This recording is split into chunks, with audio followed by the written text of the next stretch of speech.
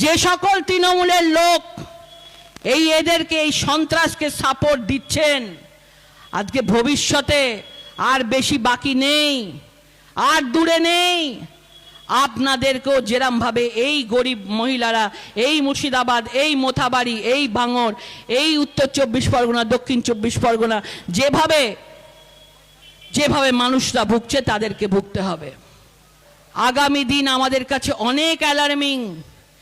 যে জিনিস চলছে, নিজেদের ঘরে ঘরে আসতে কিন্তু বেশি বাকি নেই।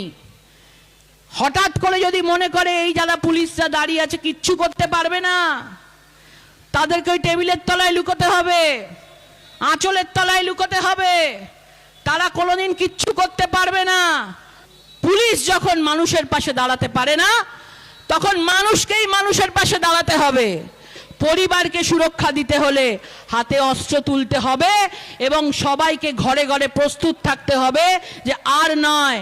মমতা বন্দ্যোপাধ্যায় যতই 30% রাজনীতির ভয় দেখাও, তুমি যতই বড় বড় চিঠি লেখো, যতই বড় বড় মৌলবিদি ইমামদের সঙ্গে তুমি মিটিং করো, তোমার নেট ফল 2026-এ রসগোল্লা, রসগোল্লা, রসগোল্লা হবে। 2026 ভারতীয় জনতা পার্টি সরকার করবে। আজকে এই গাইঘাটায় দাঁড়িয়ে বলে গেলাম, এই 30%কে নিয়েই উনি থাকুন। উনি নিয়ে এসছেন 32 বছরের 34 বছরের সিপিএম এর শাসন থেকে নিয়ে এসছেন, পরম্পরাকে তৈরি করেছেন। এই পরম্পরা নিয়েই ওনাকে চলে যেতে হবে। হিন্দুদের বাড়িতে খুঁজে খুঁজে লুট করা, মা বোনেদের গায়ে হাত দেওয়া, মা বোনেদেরকে বলা হচ্ছে কি, ছোট ছোট বাচ্চারা বলছে, তারা বলছে যে তোমার ইজ্জতটা আমায় দাও। সেই মাটা সেদিন টিভিতে বলছিল, দেখছিলাম, তোমার ইজ্জতটা আমায় দাও, আমি তোমার বরকে আর সন্তানকে ফিরিয়ে দেব। ইজ্জতের মানেই জানে না, কোত্থেকে জন্ম নিয়েছে জানে না, তাদেরকে এই ধরনের জিনিস শেখানো হচ্ছে। এদেরকে ধরে ধরে চাপকানো উচিত, ধরে ধরে চাপকানো উচিত। এই বাংলা, যেই বাংলায় একজন মুখ্যমন্ত্রী, মহিলা মুখ্যমন্ত্রী, সেইখানে মহিলাদেরকে এই ধরনের কথা বলার সাহস পায় কি করে? জিপ টেনে ছিঁড়ে দেওয়া উচিত।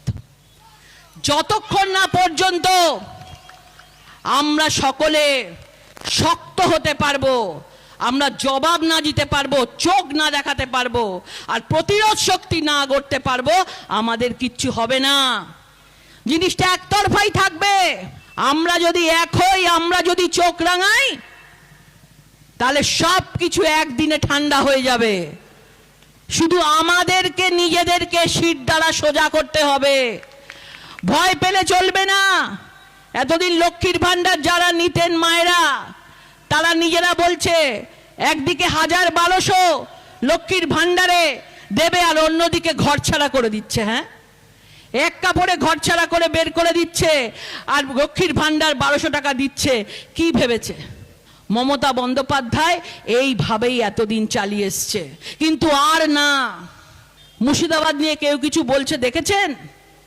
মমতা বন্দ্যোপাধ্যায়ের সাপোর্টে কেউ কোনো কথা বলছে দেখেছেন?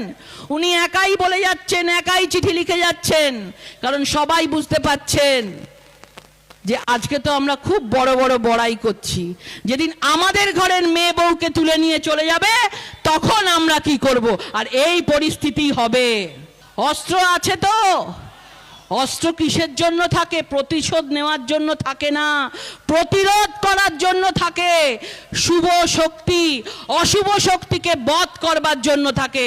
সেই জন্য প্রত্যেককে, সবাইকে বলবো, একতরফা কোনো জিনিস চলে না। একদিন চলবে, দুদিন চলবে, তারপরে কিন্তু আমাদেরকেও সোজা হতে হবে, আমাদেরকেও হাতে অস্ত্র রাখতে হবে, আমাদেরকেও বাড়ি বাড়িতে তৈরি থাকতে হবে। ওরা 100 জন হলে আমাদের 1000 জনকে আওয়াজ তুলতে হবে।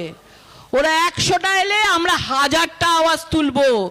এইভাবে যদি আমরা ঘরে ঘরে প্রতিরোধ শক্তি গড়ে তুলতে পারি, তাহলেই আমরা আগামী দিনে নিজেদের অস্তিত্ব বজায় রাখতে পারবো। কোথায় যাবেন? 1971-এ দেখেছিলাম ওপার বাংলা থেকে এপারে এসছেন, এইবার কোথায় যাবেন?